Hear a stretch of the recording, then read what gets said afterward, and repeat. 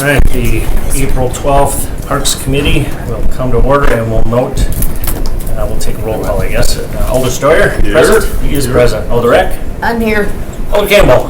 Yes. All right, and Alder Weary, everyone is present. I get an approval of the agenda. Motion to approve? Second. Motion to approve by Alder Eck, second by Alder Campbell. Any changes? One thing I do want to mention, if you didn't see, I did amend the agenda yesterday, so we do have an amended agenda. I added an informational item at the end. At the end, is there 3 informational items? There's 3, so the first one is what I added to. Oh, okay. And you sent an email. I know I got an email because it's Okay. in my area. The so encroachment yes. one? Okay. Yeah. Correct. Okay. Very good. Those in favor?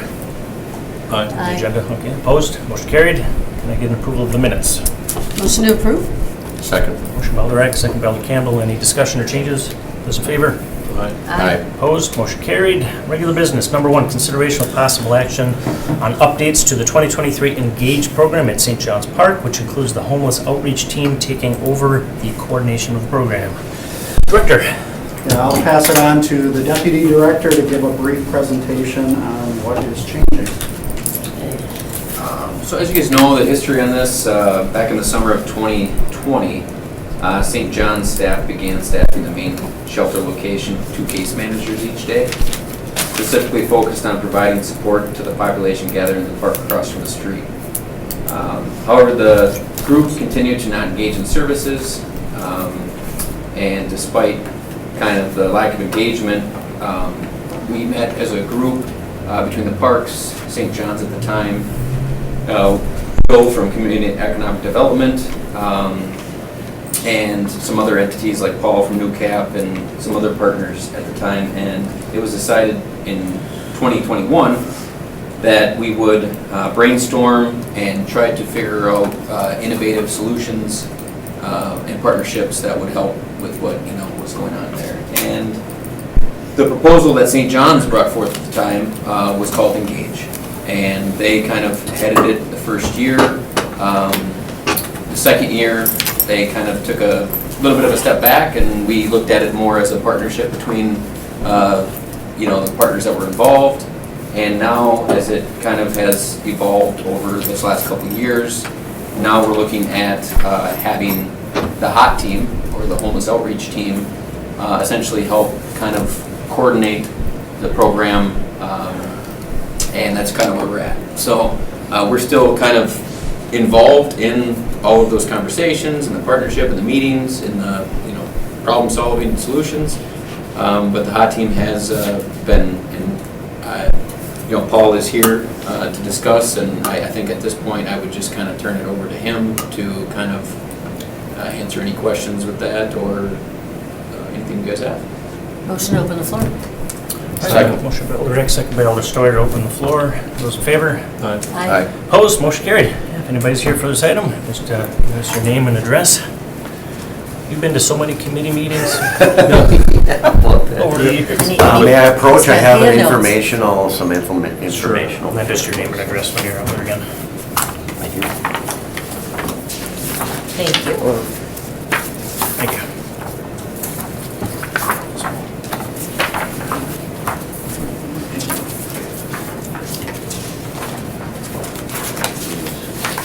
James, this is Rob Frazier. I'm also online if there's any questions that come up for St. John's. So great. As they said, I'm Paul Van Handel. You probably recognize me from my days of community policing with Green Bay Police Department. Then I did retire in April, actually, of 2021, which is almost coming up on 2 years now. Time goes fast. Paul, can I just get your address for? Oh, sure. Paul Van Handel, 1981 Candle Way, Green Bay, Wisconsin. Yeah. Thanks. One of the issues we faced in the downtown neighborhoods was homelessness. The homeless outreach team, as you can see on the program here, was really formed from the Basic Needs Committee, which was part of the Green Bay Police Department. It was a committee that I worked with that was really centered around chronic homelessness and the top 40 most chronic homeless. So Homeless outreach team still is really part of boots on the ground effort and part of organizations that support that effort to support the homeless population or those experiencing homelessness.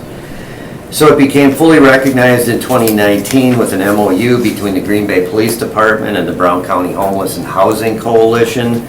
2021, Basic Needs was voted in. This is just last year as a full committee with the Brown County Homeless and Housing Coalition. So our mission on page 2 really hasn't changed, and it is essentially what every homeless outreach team in every community, including police departments, focus on, and that is meet with persons experiencing homelessness where they are geographically, philosophically, and emotionally, provide necessary resources, and be the bridge between the individual and the continuum of care in Green Bay, Brown County. So page 3 is really essentially the organizations that are active with our team, 28 organizations. And you'll see Green Bay Police Department, De Pere Police Department, very active, as well as the City of Green Bay Parks Department. We consider every single organization that's included in our team as a collaborative partner. So what Engage has done, as James said, over the first year, 2021, St. John's Ministries really took this on as a project in the park.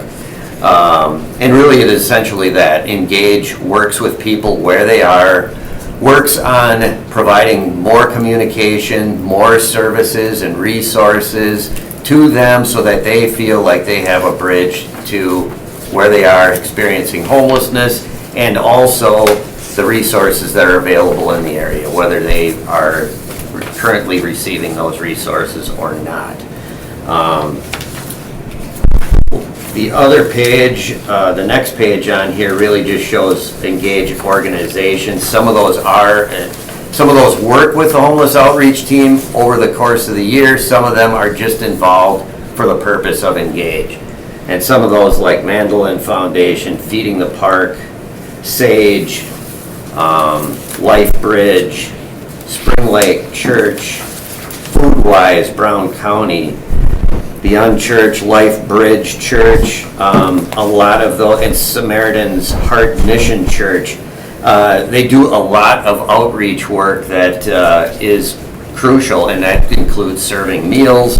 So on the next page, Life Bridge Church just provided through what they do as of last year, by month, May, June, July, August, September, and October, just to look at how many meals served, how many were there.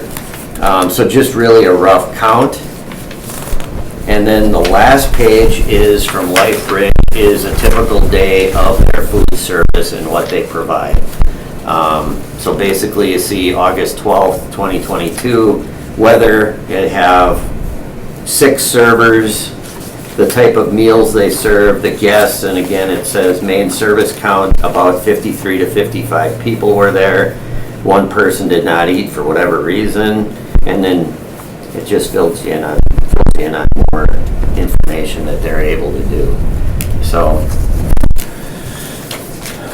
that is where homeless outreach is and what we are trying to do. And like I said, it's a collaborative partnership. And it's not just for those experiencing present homelessness. It is open, the park is open to everyone. Some of the programs that we have, everyone can participate in, we welcome that. What we're trying to do is get a better idea of the needs that people have. The Engage program for us, people that are boots on the ground, like myself, Brown County Mental Health Treatment Center also has 3 persons that do active street outreach. St. John's had 2 persons last year doing street outreach. I know they have 1 currently. I think they'll end up having 2. Green Bay Police Department, their homeless officer that works in behavioral health is presently deployed. She doesn't come back till fall, but they do have someone that will be working with us as street outreach. Humana Eye Care Insurance has 1 person. De Pere Police Department, I just put in here that they also have an officer that does active street outreach. However, since the program takes place in the park here at St. John's, he won't be able to join us, but we still appreciate his services. So that's what we do. It gives us a place, a safe space to help us conduct further outreach and do it where people feel they're welcome. So that's where it's really important to us. The other organizations that you saw in the information I provided are there for support. We rely on them for if it's whatever the needs are. It might be mental health, it might be AODA services or treatment. When we do outreach on a given day or week, we don't know when someone is going to be receptive to wanting to receive further services. So it really is crucial for us to be able to help out when needed and be there and then have them available to us. So it helps them also understand what's going on the ground. So that is all I have for information. I know Will is, I don't know how you want to work this. We have a few people that can speak on it. You want to ask questions first, or Well, maybe, do you want to go through? maybe we can have them do all their presentation and then ask Do questions. you have more to talk about? You know, I don't really have, I don't know, speaking as staff, I need to state my address at all, or No, information. You don't have to do that. We know Okay, where, I think we sure. know where you live. Yeah, I, no, I Actually, if you just could- like Wait, to. what is his address? No.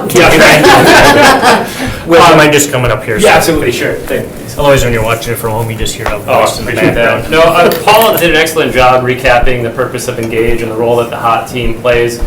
I think I'd like to reiterate or restate is, there's really two main objectives to the Engage program. One being to help establish, promote, foster meaningful relationships with these individuals who are resistant to services, in hopes that through these meaningful relationships that are developed, that they'll gain trust and confidence, and then a willingness to accept the services that we have available to them in our community. The other main objective of this program is to also make St. John's Park a safe and welcoming environment where the entire community feels welcome to participate and utilize the space that is there, which is why, as you see from the list, there are a number of services and faith-based organizations that participate in this program. What we're also trying to do is grow the number of organizations such as SAGE and others to provide community programming, such as whether it's art, whether it's a movie in a park, but programming that really appeals to everyone. I think everybody understands and sees that we have homelessness in Green Bay. It exists, it's around us. So what we're trying to do is create an environment that is safe, where we as a community are embracing that problem, trying to find meaningful and productive ways to address that issue. Go ahead. Sorry. Yeah, yeah. No, go ahead. Oh, are there more people to speak Yeah. on? Can I ask Anybody a else quick wanna- question, I will? Yeah, go ahead. Yeah, well, let's ask questions as we go along. Otherwise, you're going to be standing Well, I up. have one for Yeah, Paul, I but- know. Or I don't know. I switched it up. Somebody, that's okay. We can We do can stand equals together. everybody. Can we stand? Yeah. Well, go ahead. Okay, well, I have a list. Oh, boy. Well, Oh, boy. one thing I do have a question about is, how does the Blueprint Homeless Coordinator fit in this puzzle? Right, so Lydia Venfield, the Blueprint Coordinator, she is present at our HOT, or Homeless Outreach and Basic Needs Committee. So she's a part of that committee and is aware of the programming and the work, and is also doing much more. There's work that's being done at the committee level, right, that is specific to the committee, but then what Lydia brings is that the 30,000-foot view is how are all these organizations working together. So she fits in by being present and active in at least the meetings and also conversation. Well, I just didn't see it listed, and I knew that was... So our HOT team meets monthly. We have a HOT/basic needs meeting by Zoom monthly, where we have all the partners invited, and we talk about all of the aspects of street homelessness, to begin with numbers on the street. Where are we currently at? What do we think the trajectory is? Where it's going? How can we embed ourselves into the issue so that we can provide solutions for people? And then we look, upstream as much as possible, and we're looking for an end state. You know, where are we going? We want to really develop what's called peer-run housing, and that's something that we formed a subcommittee around and are working towards, and which would take people in a chronic homeless situation off the street, would be able to give them time to really self-actualize and then move into an environment where they feel respected, and we can actually bring further services to them. It's worked in other communities, it can work here. We're working on that right now. That's one of the things we talk about, but that's in a general meeting. Engage is really just that. It is a place and time to let people know that they're in a safe place at St. John's Park, and that we can, like Will said, that we can really address their needs in the best way possible, form relationships. The main purpose of outreach anywhere really that I've seen, and including ours, is to do those core things: formulate trust and rapport, and then encourage, motivate, mentor. That's really what it is. We're not trying to solve homelessness with Engage. We're trying to just engage. Can you tell me, you mentioned peer-run shelter, is that like a group home of some sort, or? It's a facility that we're patterning after that. There's a couple of them in Milwaukee. We're really trying to pattern after one of those that has 20 apartments, not 20 beds, but 20 apartments. And we work with people that are specifically chronically homeless, have alcohol or other drug type issues, and or mental health or co-occurring type needs. Somebody that does not respond well to a traditional shelter, so this is considered non-traditional. So that's something we're working on, but I think we're a little ways away from making it a reality. But again, we have partnerships formed around that, including the city of Green Bay and Brown County as well, so. Not to get off topic, but the communities that have found success with that or are implementing that type of housing model are showing an 80% success rate. Yeah. So when you see programs with an 80% success rate, it's hard to ignore. So it's something we want to take a serious look at to see if something like that would be suitable for this area here. Well, I had talked to Chief Davis after Mr. Frazier had done his presentation, and basically he indicated that there's enough beds in our homeless shelters so that people don't have to put up tents in the park. And he said they were resistant to those services, I guess. So I'm wondering if you're able to somehow connect them and maybe even transport them to the different homeless shelters that we have. I try and get away from the word resistive. It's not that they're resistive, it's that the service of a traditional shelter. Nothing against St. John's, nothing against New Community Shelter. They do an awesome job. There's an awesome staff and people that work there for the people that are right for that type of traditional shelter model. What we're finding is, and this is across the country, not just here, it's not unique to here, but there are some people due to mental health, whether it's depression, anxiety, or any of those co-occurring needs that they have, they don't feel like their needs are being met in a traditional shelter. It brings about more anxiety and things that they feel are potentially an institution that they're trying to get away from. And to do that, they feel better off outside where they can actually just have more freedom and space. Their body, their mental health responds better to that, for whatever reason that is. So that's what we're trying to get in touch with here for the most part. And it takes time and just energy, so. And Brown County Mental Health helps with that then? They sure do. I work every week with Lee Werner, who's their team lead for their outreach, and me and him interface weekly. I refer to him, he refers to me, so there's a real partnership there, so. Okay. Thanks, Melinda. Alder Schreier?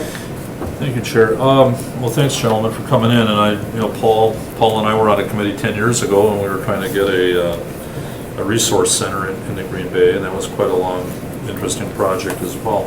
And I guess with this program, and I realize that, I don't know what the numbers are for homelessness right now. It varies, but it seemed like at the park, over time there was maybe a handful of issues with a couple of folks that just refused service or what have you, and that they were outdoors, at the park. And I know that there's been issues with the park, that's a city park, we've had folks with tents and different things like that, and I realize it's just part of the issue. And I'm just wondering, and I know when Alder Eck asked about, the shelters themselves, they're not open, at least St. John's isn't open all year round.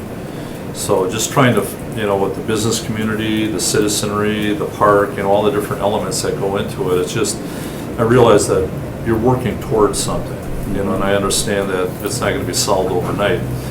But I'm just wondering what's your take on, some of the issues that have happened at the park over time? Is that getting better? Or, I'll drive by there occasionally and it's like a small city of sorts, tent city. And I'm just wondering if that's something you can address, or is that just part of the process as we move forward? Yeah, so I met with Chief Davis last week, and we are forming for just better communication. So we're working together on park issues instead of separate. Like last year, I think everybody saw and felt like it was pretty separate, where the police came in and did their thing to police the park.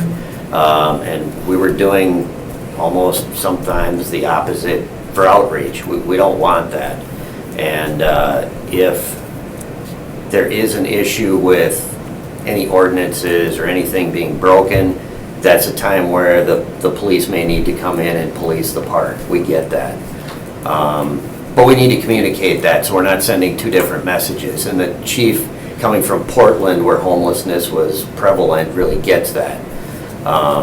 So I think we had a good discussion, and when he feels or they feel that need is upon us, outreach is going to go out there and really work with people individually and see if we can't mitigate circumstances, and then if police need to come in, they can come in.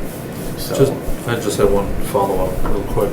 So the hot team, every day is a new issue. There's different folks with different things that you're dealing with. Is it one of those things where you on your team you contact somebody to get down there right away? Is it like I won't say 24/7, but is there always somebody available to kind of deal with situations that might be going on? So no, it's not a mobile out. We don't do like a mobile out 24/7. It's daytime, Monday through Friday. The organizations are all, they have their hours that they are in service, and that's pretty much the way it works. So it's not a mobile out 24/7 crisis, homeless type situation. Right. What are the hours? Thanks, Alder. I just wanted to throw that in on the hours. What are the hours? Yeah, normally between 8 and 6 p.m., but 8 to 4, whatever we can, and if we can get somebody out there, we will. So it's not mobile crisis. We formulate relationships with people over time. So if it's crisis, that is where we work with the police, CCIT officers, behavioral health officers. That's what they're there for. And just to clarify, the program may end at 6, but the park is technically open to the public till 10, per city ordinance. Alder Eck? Okay, so first of all, I really appreciate what you're doing. This is a great service. But you mentioned the ordinance, and there is an ordinance that says that tents cannot be put up. In fact, the park closes at 10. And I've talked with different alders, and particularly the ones, one, it's in his district, who gets a lot of complaints about it. And I would say a lot of us are in agreement that we have to do something, because it's not okay to drive by and have tents in the park.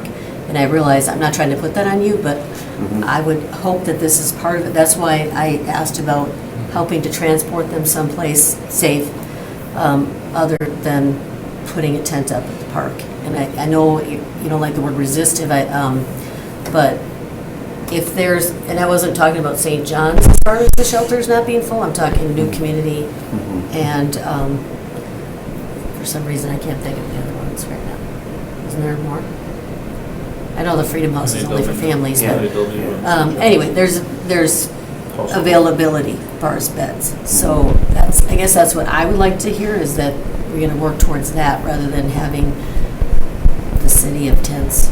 Yeah, and we're not encouraging people to camp in the park. That's not something that's talked about. I mean, if they are, then we talk about the ordinance, and we talk about their, 72-hour tag, which when I was at the police department, I myself helped develop, that they could be getting that orange tag, and then that they could be cited if they leave their property up, and it can get taken away. We don't want their property to get taken away. We want to, like I said, work with them, mitigate circumstances.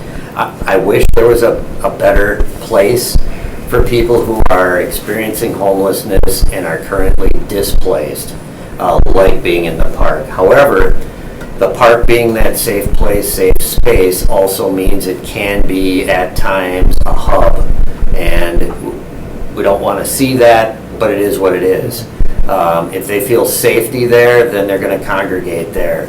Our goal is to work with them as best we can to get them to accept and receive resources that are offered in the community, and through that ongoing engagement piece that they may feel welcome going back into those services or perhaps shelter. But at the point where they're outside and are not going into shelter, they're going to be outside somewhere.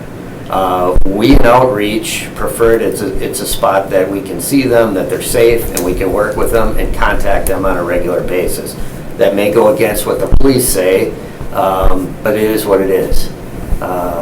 We're looking out for safety and their well-being for as long as they feel the need to be in that place, and that's what we have to do. So. Can I interrupt? Did you have any, This is one moment, did you have any other further questions? No, Okay, yeah, go ahead, just use your name and address. Sure, it's Rob Frazier, St. John's Ministries. My address is 1694 Jackson Hole Court. Yeah, go ahead, please. Okay, I just wanted to clarify one thing that, we talked about St. John's not being open. We are providing housing for chronic guests, so we have identified guests that will potentially be housed during the summer months. So we are taking care of those that, wouldn't be safe on the street, and also those that we feel, that are the chronic homeless. And the other thing is, as a further part of Engage, St. John's is also working in conjunction with Paul and his team to provide outreach as well. The numbers were a little bit skewed. We'll have probably 4 or 5 people out doing outreach throughout the summertime, either on bike, foot, or in a vehicle. So that's the radius that we're planning on doing. The other thing is that our shelter will be open Monday through, not 24/7, but we'll be open in the evenings from 9 p.m. to 6:30 in the morning. So we'll provide shelter for those that are chronic or that need home that night. The other thing that I wanted to do is we also provide drop-in services at St. John's we have always done it on a Tuesday. We're increasing that to an additional day of Friday as well. So we'll have drop-in services for our guests on Tuesday and Friday, which will allow them the opportunity to have hot meals, showers, do laundry, all of that kind of stuff. And I can assure you that our main goal is to make sure that we don't have a tent city. And I'm not sure how it's going to be handled. That's probably one of the items that we'll need to discuss is the tents on the outside of the fence. And I think that's what really, that becomes the eyesore. Then it encroaches on St. John's Church as well. And so those are the things that we're really going to try and address for the city and for for our guests and just the community at large. The other thing that St. John's is going to be doing every night, we have drop-in services for our churches, providing meals and entertainment from 5 until 8 p.m. at night. So those are just a couple things that we're doing as part of the Engage program as well. And I'm open to answer any questions that you may have for St. John's. Thank you, Mr. Frazier. Any questions from the committee? Go ahead. Okay. Yes, during those times that you're open, are you also providing the services, I forget the name of it, but helping people to get jobs? Joseph Project? Yeah. Yeah, we're doing that all day, all summer long. There'll be a couple of them probably this summer, but that's done at the Micah Center during the day. We're naturally involved in it right now. They're doing, they're bringing together guests that are going to be a part of that this year, or this summer. Okay, thank you. You bet. Any questions from the I committee? just had another question, gentlemen, about your Zoom meeting that you have once a month. Some of us might be interested in peeking in on that. Would you mind that? Absolutely, Not at all. encourage it. Yeah. No, we Well, can, So we would need to know when that is. next Wednesday. For the hot and basic needs meeting you're talking about? Yeah. Yeah, absolutely, yeah, next Wednesday. Or And I can Just send you Can you send a a link, yeah. As long as it's not during this Right. committee meeting. Yeah. Well, next Wednesday's not, but And- Wednesdays are. And I would like to add too, just to clarify, we understand that there are a lot of, issues that are trying to be addressed that are occurring at St. John's Park. And I just want to make the distinction that the purpose of the Engage program isn't necessarily to directly and or address the tenting and the sleeping issue that's happening at night. Really what it's supposed to be doing is trying to build those relationships so that we can help direct those individuals to the services that are available within the community. So again, it's strictly like an outreach and an engagement, and the end goal being to get these individuals more willing to accept the services that we have in the community, and not promote tenting or camping. All right. Is there any group that's addressing the nighttime things then? Yeah, absolutely. Yeah. So St. John's Ministries is actively involved in conversations, as is Paul Van Handel. I know the city is looking at, with the Parks Department as well, looking at our city ordinances around that, trying to figure. Because at the end of the day, camping in the park, it's not safe for the person that's doing it. For the community, it's not a safe environment. It's not something we want to promote. So we're going to do our best through looking at our ordinances on file, but then also exploring programs that are working well in other communities to see, if that's something that we could mimic or replicate here instead of trying to reinvent the wheel. So. And one thing to note on that is, camping throughout the city is problematic. It's just not exclusive to St. John's Park. That's the visible location Right. because you see it as you drive by. But you can go into any greenway. We have issues along the West Side Trail. I mean, it's happening all over the city, so we really have to work jointly with a lot of these groups and the police department to figure out how to deal with it citywide. Thanks, Dan. Any other questions? Anybody else want to talk to the committee? No? Come on down. You're Thank the you. next contestant.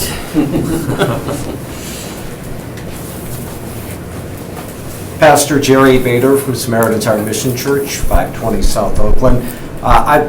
We're one of the churches that we take Monday. There were 5 churches last year that were providing meals, and I really want to jump on a word that Paul used. He used a lot of good words, but the one that I'm thinking of is respect. And what we see, the first week that we did this last year, I think we had 5 guests, and we refer to them as guests. And by the end of the summer, we were 40, 50, maybe 60 some nights. We were greeted with suspicion initially. By the end of the summer, they're unloading the church van, they're grabbing the tables, they're doing, it empowers, it shows that we treat them with dignity and respect. And while certainly the goal of what we do in the evenings is not to directly address, as was just said, the tents being used and all of that, but it's to plant the seeds of dignity and respect, that they are visible, we see them, and quite frankly, we love them. And it's, we're churches, so I don't know what you would expect, but we don't know what God is going to do with those planted seeds. And our church in particular, we say that we minister to the unnoticed. Sometimes they're unnoticed because they don't want to be noticed. Sometimes they're noticed because other people don't want to notice them. We want them to know they're noticed. We want them to know they're respected. And in the couple hours that we have, that is what we're all about. And we have seen the fruit of that from last summer and are anxious to get at it again. Alder Eck? Thank you for coming. And so what services do you provide? Do you do a meal and Yeah, like a church yes, service? or- So we provide meals, and we, quite frankly, the service we provide is we show up. We're present, we spend time with them, we converse with them. We provide a meal, we provide an activity. LifeBridge Church has been doing bingo. We may steal their idea this year. We've been doing a number of other things. We do, with that activity, we've given away weekly bus pass, Dollar Tree certificates. Again, just something that gives them some type of assistance. We're a very small church. We're limited in what we can do, but just something that shows that we care about them and will provide food and whatever else we can.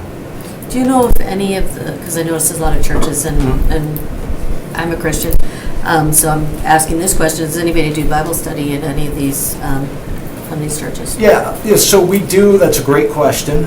We do that as outreach. I'll give you an example. We didn't do a specific Bible study. We as a team always pray. This is a great lesson, a great teachable moment. We pray as a team before we start, and 1 week, someone in the shelter said, "Hey, they're praying without us." So I stopped, and I went and prayed with all of them. I've done, as an activity, I've done Bible trivia. But yes, we do. We certainly are not shy about who we are and what our mission is. That's great, thank you. Thank you. Any other questions? No. Thank Appreciate it. Thank you. Pastor. Anybody else here for this item on Zoom or in person? Anybody else? Any other questions from the committee? Entertain a motion to close the floor. Motion to close the floor. Second. Motion to close the floor by Alder Starr, second by Alder Campbell. Discussion. Those in favor? Aye. Aye. Opposed? That motion carried. What would you like? Alder Starr? Well, I mean, as far as moving forward, is this, as far as you could approve, we could receive and place on file, is this more of an approval of the Well, it says of the possible document? action. So It says possible with action. possible action, so then I would make a motion to approve. Motion by Alder Starr to approve. Second. Second by Alder Eck, under discussion. And I appreciate that is an action item. I know in the past, sometimes it was just an informational, and then council felt like, well, okay, we really have no say in this, especially when it involves the city property. Now, our view, right, just from our committee, is just really two things. Is the park accessible and safe for public use? And it sounds like that is one of the priorities. Is that, I mean, have we had any issues with that? Have we been improving? No, I mean, in general, by having this program there, it's a safer environment. I will admit that we're not seeing a large use by the public using this park, but they're able to, and if we have representation in the park, it's going to be much safer than if there's nobody there. And that would be my main concern, is being a city park, we have to be safe. And it sounds like we have a lot of help there for everyone. And in the city's role, obviously, it's kind of ping-ponged back and forth the last couple of years. It sounds like more advisory now than direct hands-on kind of. Correct. I mean, we participate in the discussion with the HOT team and the homeless engagement program, but really, we are not running this program. We're offering support wherever possible, and we're participating in the meetings, making sure that we're in the loop with everything. I appreciate it. I mean, tackling homelessness, we talk about it forever. It's an ongoing issue. It's a tough gig, thankless thing for everybody involved. So thank you. So participating. It's a, what? Sorry, go ahead. I'll finish off, then you can. I I'll lose thought you my were done. train of thought, Steve, you know that. It's a lot. It's a team effort, and you have a good group here that I see, and I don't want to discourage that in any way. Obviously, there's that fine line of we want to help them but not encourage it. We don't want to grow and blossom into some hideous thing like San Fran where there's a failure, So it sounds like we're on the right track, and you're really trying to key in on things that work elsewhere. So I love that. That's all I had to say. I kept my thought. Go ahead, Alder Campbell. Sorry about that, Albert. No, you're good. So, and staff, are we handing this complete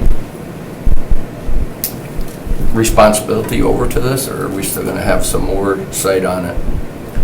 Well, That if it gets out of control, or per se, doesn't go in the direction that supposedly, hopefully it does, and we don't see results from it, would that come back to committee, council / staff? Yeah, so a couple of responses to that. One thing we've done in the past for this program is we've reported out kind of halfway through the season, just to give you an update of how it's going and talk about the issues and problems. We're more than willing to do that again, let it go half of the summer. We can bring it back to talk about issues that are coming up, and then we can reassess it. But the other thing that you should be aware of, which we already touched on, is we are participating in these meetings. So although the city isn't taking the leadership role on running this program, we are involved. We're involved with the discussions, we're involved with finding solutions, we're coordinating with the police department as needed, and we take care of the issues as they come up as best as we can as a group as a whole, and we are part of that discussion.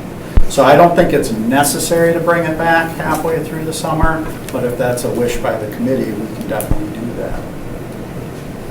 Well, I think as long as you're participating in it and keeping an eye on it, I guess, from a whole, we can sure understand what's going on, even by not being involved directly. Just one other thing, a comment between the committee here. On the Zoom calls, and you said it's on a Wednesday, and I want to open the floor again, but I think maybe we can try to see if it can possibly be taped so that we can review it, watch it. I mean, if we can't be present. Well, Being it's on a Wednesday. We are videotaping the meeting, and Yeah. that is online. So anybody can watch the recording online on the city's website. I think Probably he's- starting he's- tomorrow. So that We're is going to be talking here. No, you're talking The about. hot- the the hot- hot- I think he's talking Yeah, about I hot- apologize. I didn't want to reopen the floor. That would be up to the hot team to determine whether or not they wanted to make that public, because it is That's right. There their, would be more discussion here. It'd be nice to see that. And, you know, I'll make a motion to open the floor just for that point. Sure. Alderman Steuer, open the floor. Is there a second to that? Second. You don't want a second? no, I said what I wanted to say. I'll second. Well, you just want to ask a question. Second by Alder Eck to open the floor. Those in favor? Aye. Aye. Opposed? Motion carried. The question is, the meetings you have, is anybody, So it's open to the public. So anyone's interested to attend either a Brown County Homeless and Housing Coalition meeting as a whole, a general membership meeting, or a committee meeting such as the Hot and Basic Needs, they are more than welcome to attend. It's currently not standard practice for the coalition to record their meetings because some of their committee meetings are happening hybrid, some are happening just in person. So that's something we'd have to probably request of the coalition to see if that is something that would they be willing to do. Otherwise, the meetings are open to the public and accessible to What those who'd time? like to attend. What time is it? The Hot and Basic Needs team starts at 8:45. Yeah. Till 10. 8 a.m. for peer run and 8:45 a.m. is hot. And that's next Wednesday. What's the peer on? What's That- the Peer run. Oh, peer run, Peer okay. run housing is at 8. That's just a subcommittee off of the hot team. But if you want to join us for the hot team meeting, 8:45, we are having special guest Emily Rochon from Portland that works in the behavioral health unit there and has done a lot with surrounding chronic homelessness, mental health, AODA issues, and worked with community advocates regarding that. So she's going to be joining us at 9 a.m. next Wednesday. So whatever we're doing, we're going to stop and listen to what she has to say and hopefully have some quality time there. Do you have the link right now if you want to share it as far as getting in? I can send it out or send it to Will and he I'll can get get it it out to, you. I've got the Yeah. link, I'll just forward the Parks Committee here. if you could just send it to the council? The whole, Common say, Council? yeah. Yeah, absolutely. Just say, hey, this came up during the committee. Sure. That's great. That way, if they ask it next week, we'll say, Yep. you got it. All right, Alder Eck. And can you send it like regularly every time? Like, and I'm sorry to add that, but like. So, in- I can. I tried doing Okay. that once before. But I will say that I got some emails from some folks that they didn't. There's a lot of emails that come out sometimes from these committees, and they're like, "Hey, my inbox is getting overloaded," so then I didn't send them regularly. But And maybe Okay. individually you could ask. Well, Yeah. I get emails. You I did can- send it to me, I know I couldn't make it to the last one, but, what's it called again, what was it? Homeless outreach team / basic needs, so. Basic needs, okay. So, if I can get emails, I can just CC all of you on the meeting notices, so from now on. So we talk about a lot of good stuff, so. Absolutely. Thank you. Appreciate it. Any other Thank you. questions? All right, I'll entertain a Do you want motion. me to pull that shade for you? Every time I look at you, you're right. He's got a halo. Close the floor. Motion to close the floor. Motion to close the floor by Alder Starr, second by Alder Campbell. Discussion. Those in favor? Aye. Opposed? Motion carried. Right now, we have a motion and a second on the floor to approve. Any other discussion on this? We hashed it over pretty good. It's going to council, sorry. Everything we handle tonight goes to council next week for final approval. Tuesday, 7 o'clock. 6 o'clock. 6 o'clock. Don't show us at 7. Too 6 late. o'clock. Any other discussion? Those in favor? Aye. Opposed? That carried unanimously. Thank you. Thanks again. Welcome you to come next week Tuesday in case the other eight have any questions. Sure thing. Thanks. Good luck. Number 2, consideration with possible action on the request by the Joannes Park Neighborhood Association to fundraise towards the installation of a futsal court at Joannes Park. I have not. It's cool. Dan, what is futsal? So, Has anybody played it? futsal is really a fairly new sport in the United States, but it's very similar to soccer. So, it's played on a much smaller field, and it's typically a faster paced sport than soccer. So, the team consists of about 5 players per side, and the size of the field varies, but typical standard size of a futsal court is 40 meters by 20 meters, which roughly equates to 131 feet by 66 feet. Whereas a traditional soccer field ranges from 100 to 110 meters by 64 to 75 meters. So a futsal court is approximately a third the size of a traditional soccer court. Typically, the court is surrounded by fencing so that you can bounce the balls off of the courts, and the ball typically doesn't go out of play unless it goes over the fencing. And then the court itself usually is not turf, so it's usually played on a hard surface or a synthetic turf field, because with a court that small, with as much intense play as it gets, turf just isn't going to hold up over time. It just wouldn't stand up, so it has to be some other surface. So, recently the Joannes Park Neighborhood Association did reach out to us and requested to fundraise to put one at Joannes Park. We haven't settled on a final location yet, but we do agree that there is some value to putting it in that particular park. And so over time, if this is approved, we'll work closely with the neighborhood association to select a location that makes the most sense. So we do estimate that the cost to install a new court would run anywhere from about $175,000 to $200,000, plus the associated site work. So depending on where we put it in the park, there might be additional expenses that might be incurred. So once we select the location, we can refine that estimate if this is approved tonight. So at this point, the neighborhood association is not requesting any funding from the city for this. They're looking for approval to begin a fundraising campaign to fund it entirely on their own. I would recommend, we do have somebody from the neighborhood association that if you'd like to open up the floor, we can do so to answer specific questions. And I would probably recommend we do that now, and I have a little bit of information after we close the floor again. All right. Motion to open the floor? Second. Motion by Alder Eck to open the floor, second by Alder Campbell. Discussion, those in favor? Aye. Opposed? Motion carried. Come on up, give us your name and address. Tell us about futsal. Yes, hello. Alyssa Profit at 1262 Cherry Street in Joannes Park neighborhood. I'm the Joannes Park Neighborhood Association president. Our group got really excited about the concept of a futsal court by kind of, boots on the ground, taking a look at our park. We have a very large park. We're partial, of course, because we live there, but we love that park, and we know a lot of kids use that park. So when we were taking a look and kind of with discussions with various members of parks as well, there's a lot of potential sites for this, some good sites. I know we discussed we didn't come to a conclusion on where one would go, but knowing that there's numerous locations where one could go, I think is promising. There's the space for it. So also knowing that the kids, physically talking to the kids in the neighborhood and what they'd like to see, we only currently have one basketball court in that, and we have a lot of kids that use it on a consistent basis. Some of these futsal courts, various designs, have the ability to add basketball hoops in them, so kind of a smaller court, kind of given that it's a similar turf, kind of to a tennis court in a lot of situations. And just taking into account our diverse population living in our neighborhood, soccer is definitely a sport that a lot of people know and love in this area, and we don't have a soccer court itself. So the benefit to futsal is, like Dan did a great job illustrating what the benefit is, but 5-on-5 is a lot easier than getting a full soccer team together with your friends for just a pickup game in the park. So that's where we're at. Of course, not ready to move forward with anything, but just the possibility to try and fundraise for it. Mind taking a couple questions? Yes, of course. Jill, thanks for coming in. Appreciate it.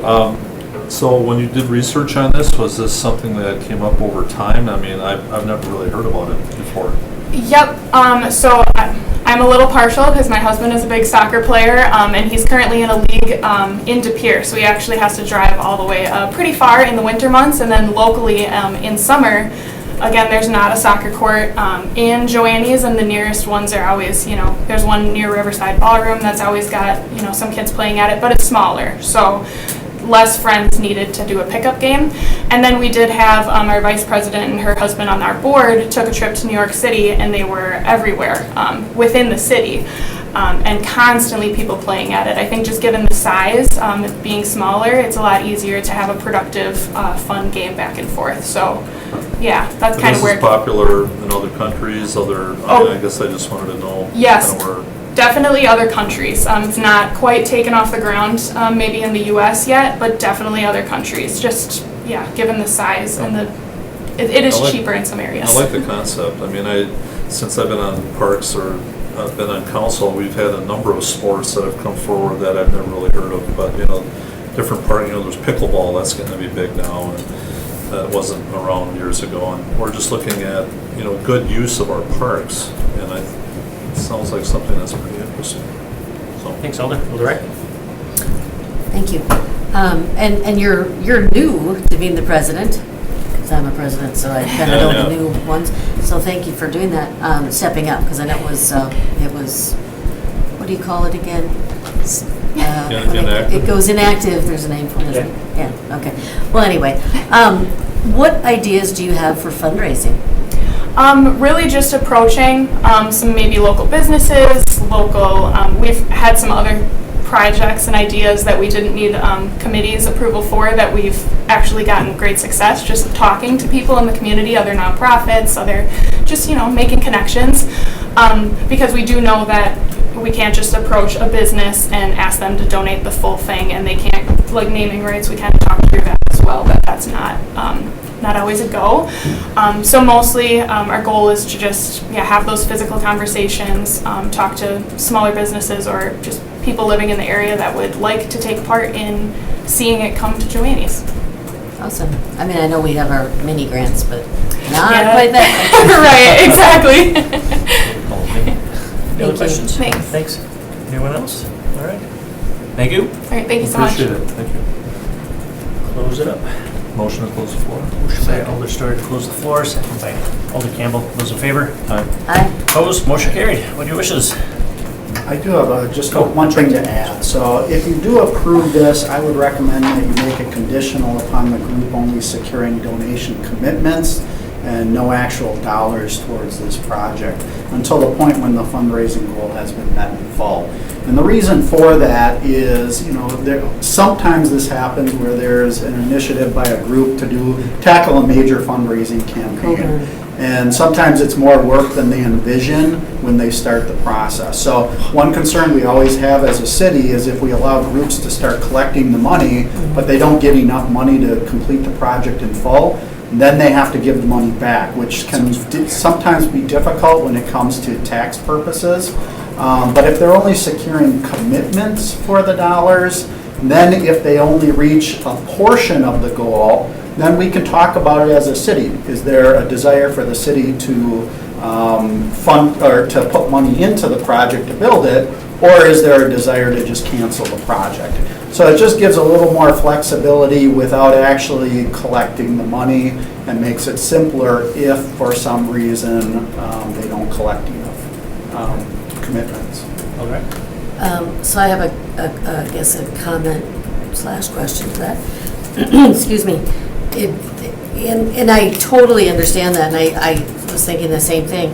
It does limit them in like doing broad fries, things like that, because obviously that's an immediate thing.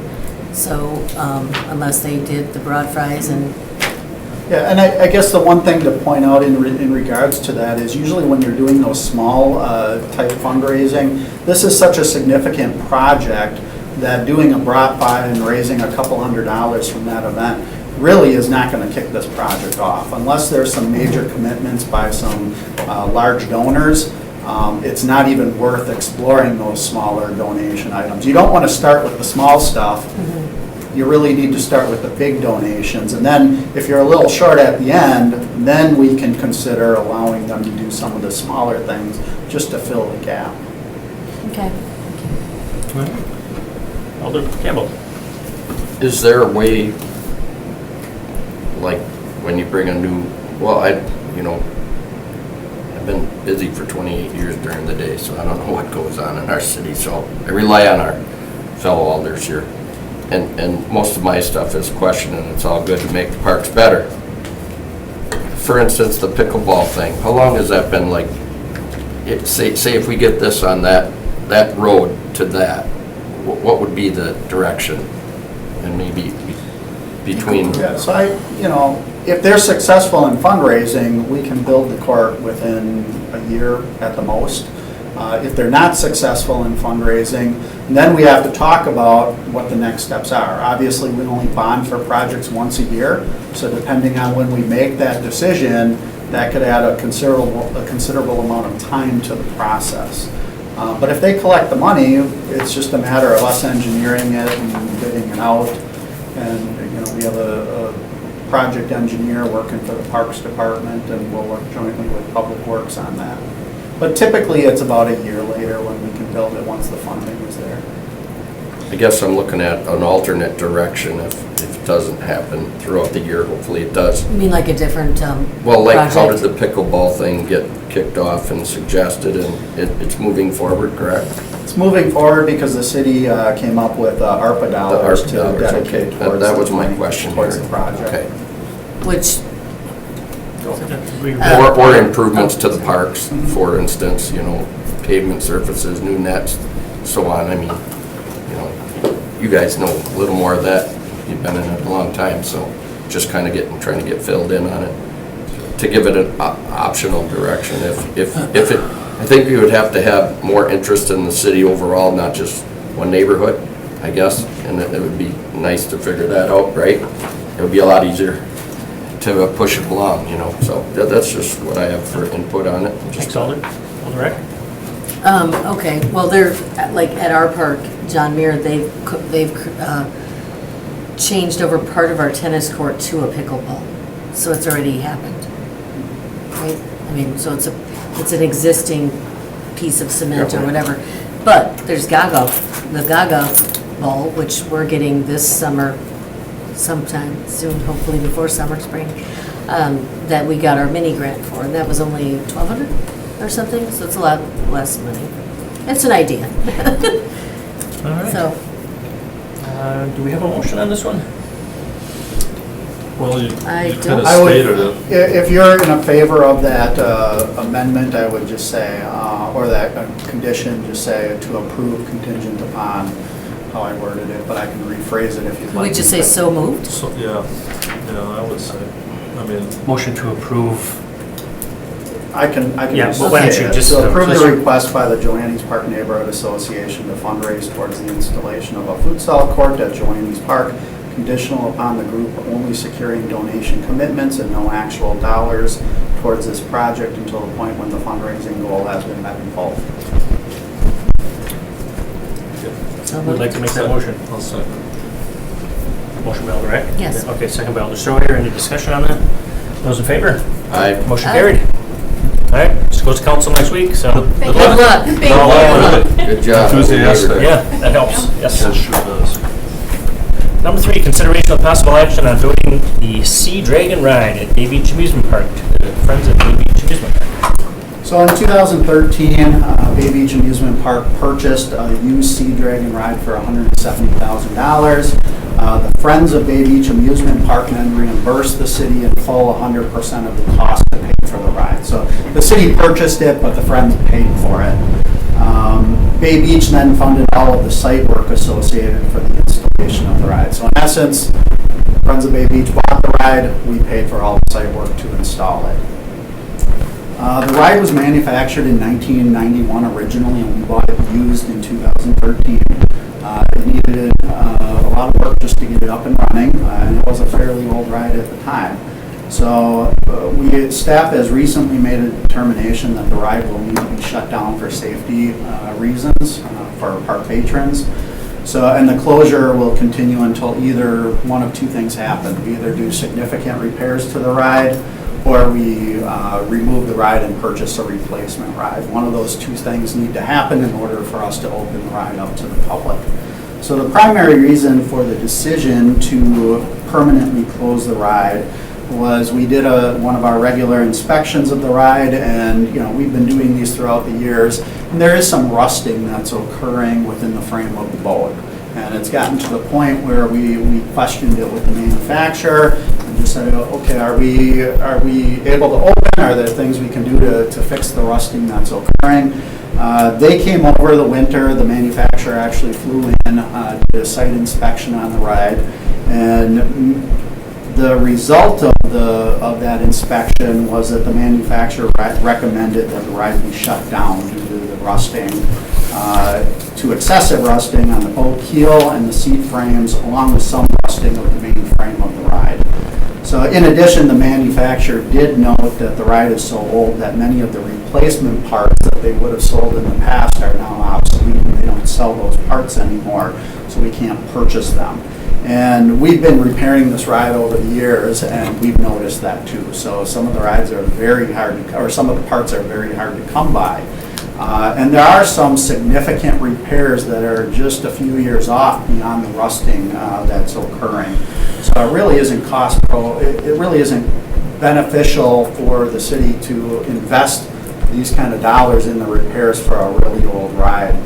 It's more in our interest to either buy a new ride or buy another used ride that's not quite as old. So the manufacturer did give us a rough estimated cost of $300,000 just to repair the rusting on the boat itself. And if we choose to go that route. But like I said, the manufacturer really isn't recommending that as the option because of the other things down the road which need to be repaired. And so some of the other concerns that we have going on with that ride are we are having ongoing hydraulic system issues, and that's the hydraulics that are necessary to make the ride go up and down. So as the day progresses, the ride doesn't reach full swing, which leads to the ride having to be shut down to let the hydraulics cool off a little bit and before we can operate it again. And we've been dealing with that hydraulic issue for a number of years. We're able to operate, but it doesn't go full swing, which it has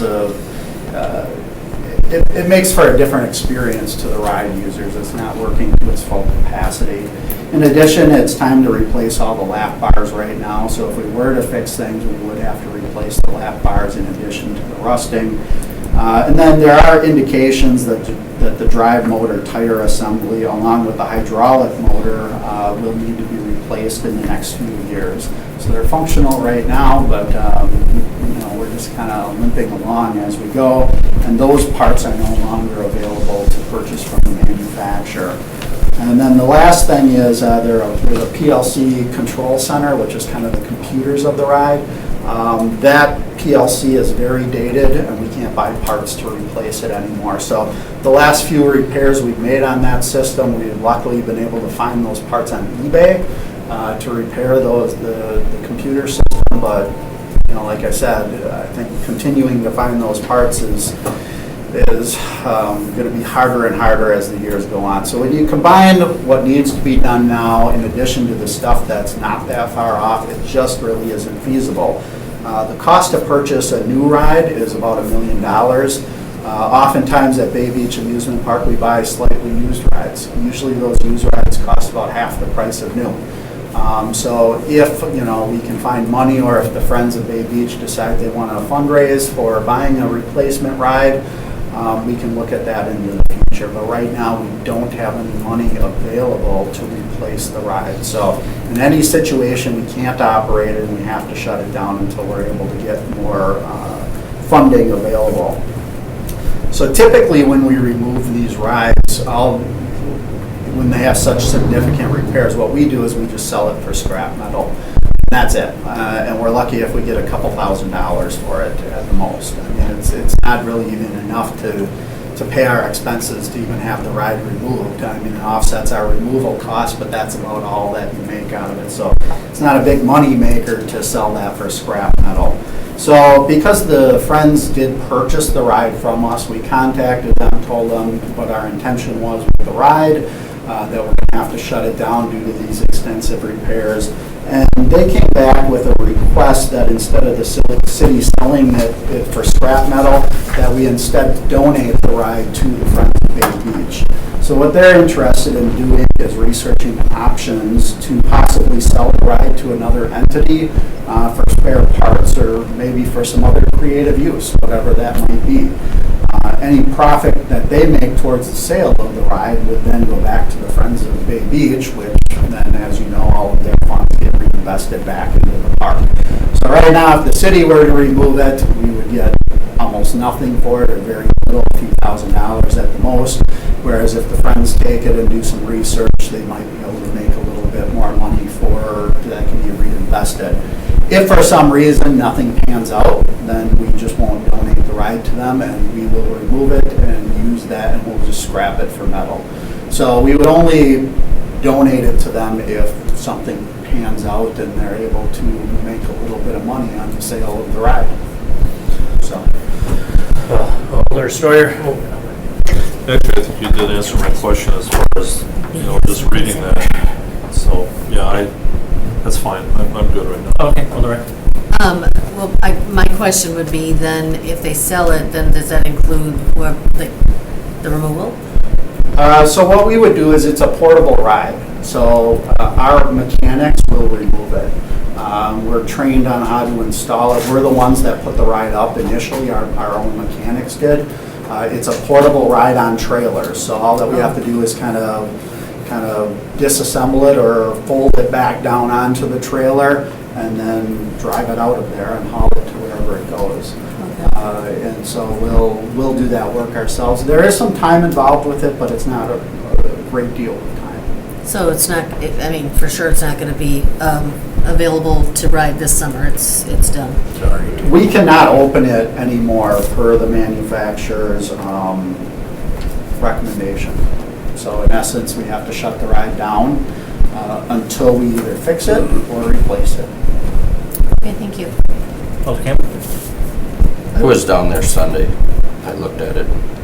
Looks like the trailers, if that's not part of it, they're ready to load it. It looks like there's a couple trailers. They're big red trailers. They look like more apparatus than trailers, but like a circus ride or whatever. And you answered my questions on the scrap price. I just,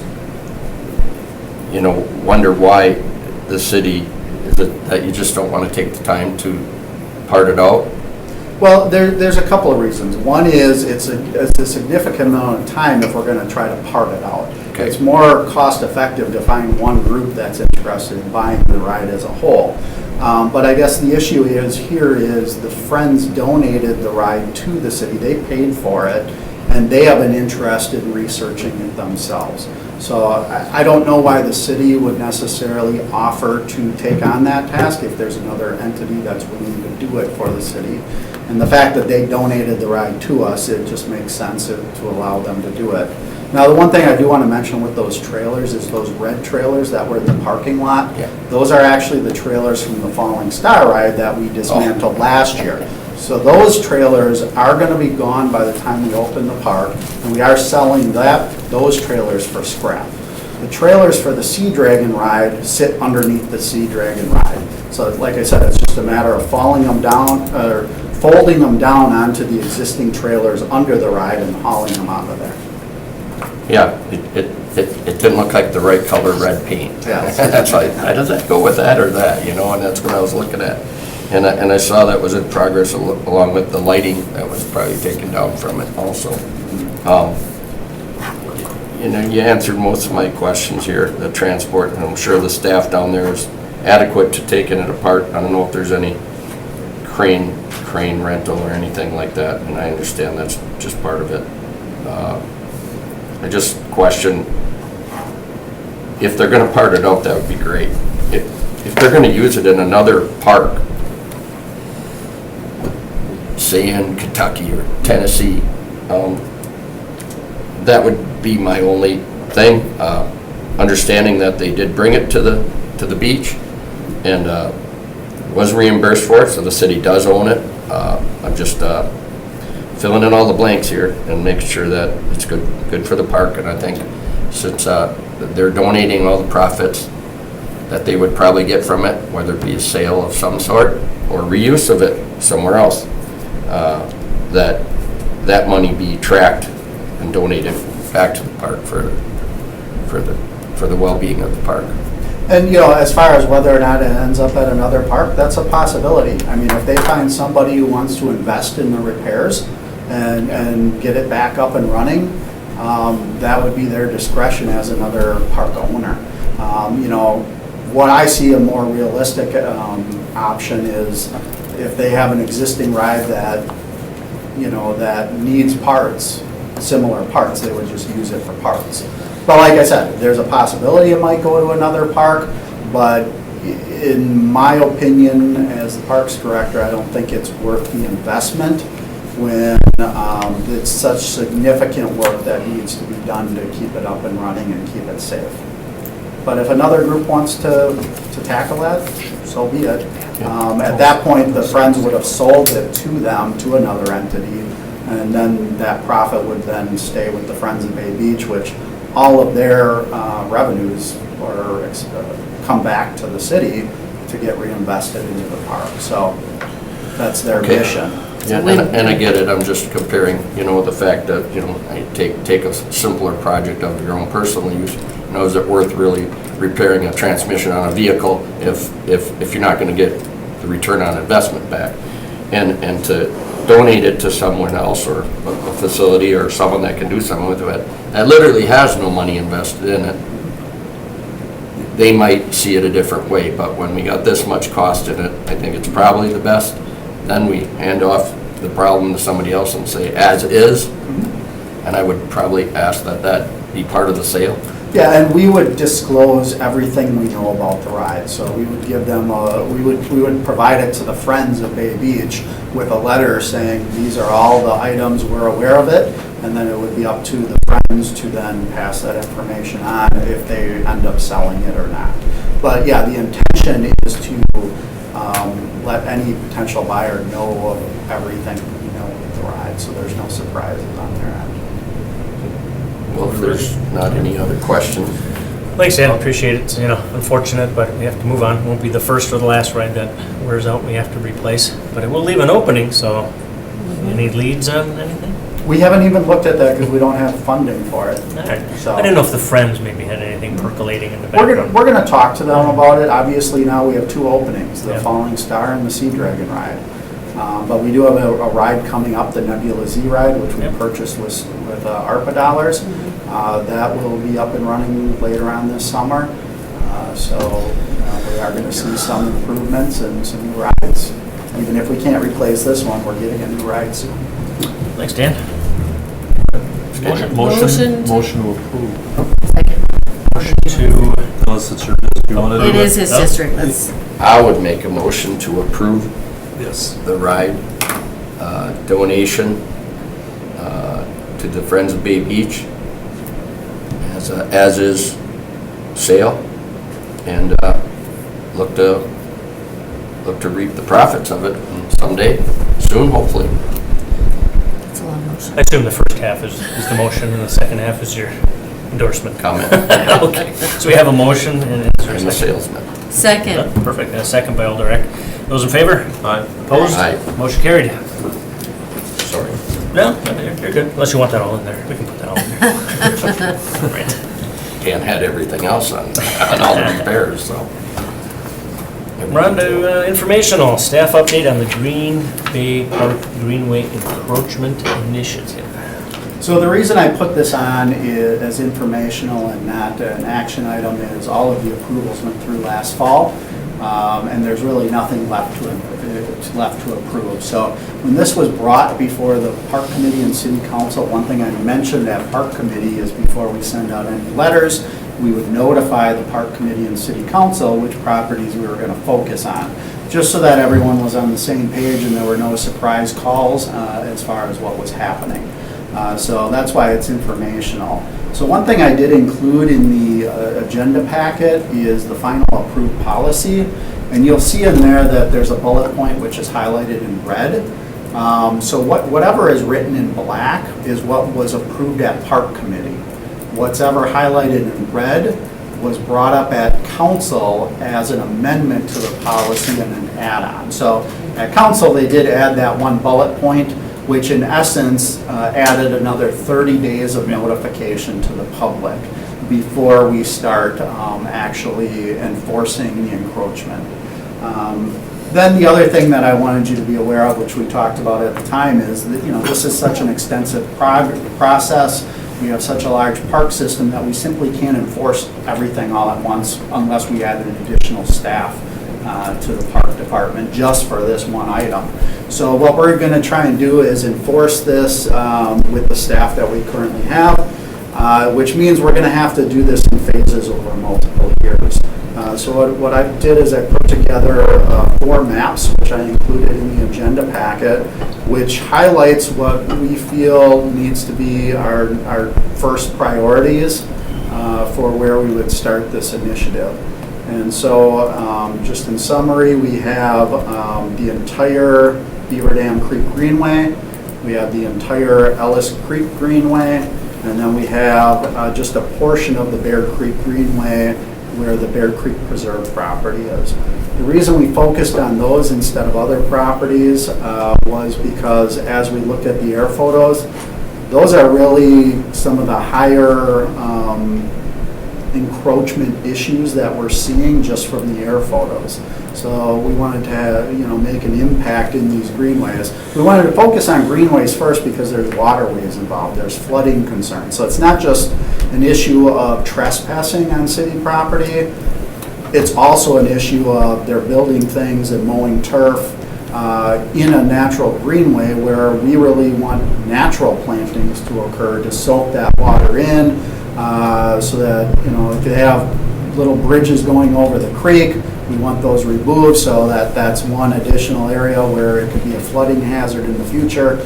So we wanted to focus our priorities on these long, thin greenways with waterway going through it. And we also wanted to kind of be even between east side and west side. So that's how we came up with the list.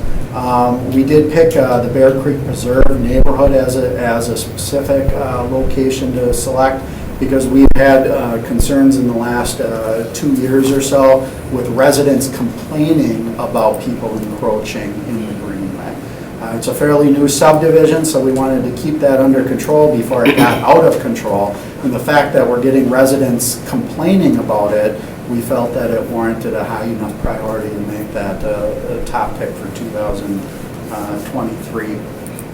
So I have already emailed the maps and the policy to the affected alders. There are 4 districts that are affected by these maps. All 4 alders received an email from me with the maps and notifying them that letters are going to be sent out soon. So we are expecting the first round of letters to go out in the next 1 to 2 weeks. And per the policy, we're really only enforcing this in the mowing times. So that's why it didn't go out during the winter months, because we couldn't inspect if people were mowing because it was covered with snow. So that's why the letters are now going out in April. So, like I said, it's informational because everything's already been approved, but I'd be happy to answer any questions. Alder. 2 out of 4 maps are in my district, so that's fun. Well, I wanted to know, you mentioned at Bear Creek they were getting complaints. Are you getting complaints over on Beaver Dam, just so I kind of have an idea? What we're getting complaints on is not really encroachment issues. We're getting more complaints about flooding issues and concerns with stuff being over the creek, whether it's a tree or a bridge or whatever. People are concerned that that creek is going to back up, and it's such a narrow greenway that there's just not a lot of room for that water to go other than in people's yards. Okay, thank you. So, and we are seeing a lot of encroachment issues in that greenway when you look at the air photo, where people are mowing literally right up to the water's edge. Okay, thank you. Any other questions? Just real quick, how many properties were roughly were we looking at over time? I mean, there's quite a few. Yeah, over time, it's every park and every greenway. So we have 66 parks and 13 greenways. Loaded question. I got a few hours in the morning. Well, right now, he's Right focusing now, on just- these. yeah. For now, we'll focus on these. If these go well and we finish these up, I'll come back to you later on in the year with additional ones. But there's also a possibility we might not get to these. So even in a week or two, we're not going to send a letter to everybody in these 4 maps. We're going to maybe pick 2 of the maps and start with those, and then later on in the summer, maybe do the other 2 as time goes on.